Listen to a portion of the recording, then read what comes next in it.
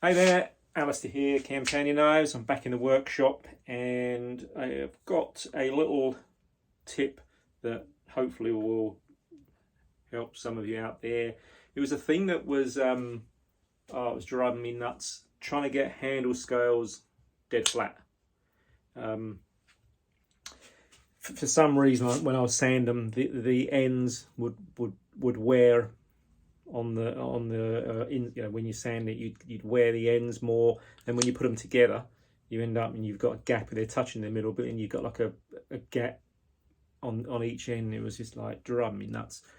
So I normally square them up on the 12-inch disc sander there, but again, I think that is part of the problem, is that it doesn't. It gets them square, but it doesn't get them flat, if you know what I'm saying, like dead flat. So I have gone over to what I've got is, let me just drop this down so you can see this here. I've got just a marble tile, and it's dead flat. I've put a straight edge along it without, obviously before the disc was on there. It's dead flat, and it's a cheap kind of option rather than trying to get like a thick glass plate or I don't know, like a big granite engineering block or whatever, which are really expensive. So it's a kind of cheap option just to go down one of your local tile shops and make sure it is an actual proper marble or a granite tile. You don't want like a porcelain. This is like a natural stone, and it's machined flat, whereas the porcelain and some of the other ones aren't actually flat. You hold them up, you can look, and you put a straight edge on them there, and some of them are like a banana. So make sure it's marble or a granite tile, and you should be good to go.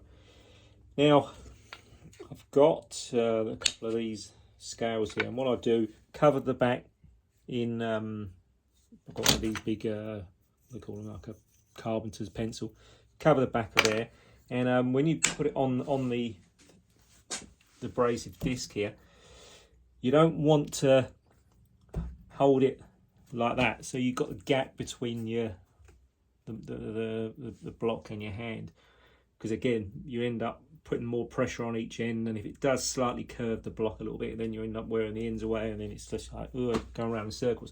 So what I always do, keep my hand dead flat on there, nice even pressure, and then rather than going backwards and forwards, because again backwards and forwards I found it tends to wear the ends away for whatever reason.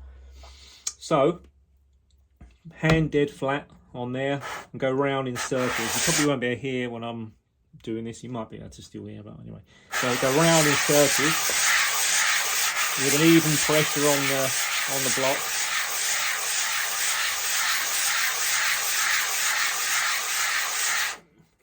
And then you should wear all the pencils gone. So I've done this one already, so that one's done. And you can actually feel there's almost like suction there. When you've got them dead flat, you can actually feel like a suction, but they're that flat that they're kind of sucking together. And when you tap them together and you get them dead flat, it doesn't make any noise because of the air between it. So that's just a little, hope that's a helpful tip. Let's go back to here. To something that was really frustrating me for quite some time. I just couldn't get them dead flat, so you can see that in there, and then hold them up to light. If you've got a window with the sun coming through, whenever, hold them up, and then you can see there's no gaps between them, and hopefully you should end up with them dead flat.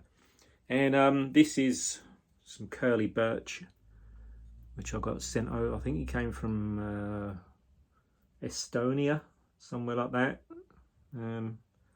Because you can't get curly birch in Australia, so had this sent over, and these are the first ones that I've got. I've actually ordered a few more because it's so nice. I've actually ordered some more blocks, which I'll stabilise and then chop them up.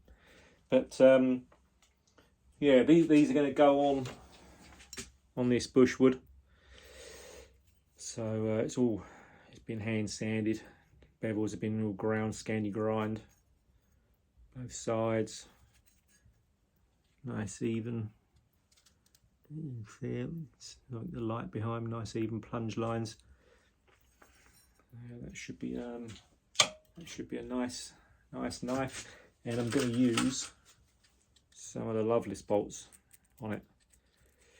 So together with the epoxy and the Loveless bolts through the scales, it makes a really strong knife, and you pretty much have to sort of bust the scales off with a hammer, I would have thought, to get them off, because once these have got glue on them with you know, as I said, with the epoxy, then it's not coming off. So anyway, I hope that's a bit of some use. As I said earlier, it was one of those things that was really like frustrating me. How you know, why they weren't going flat.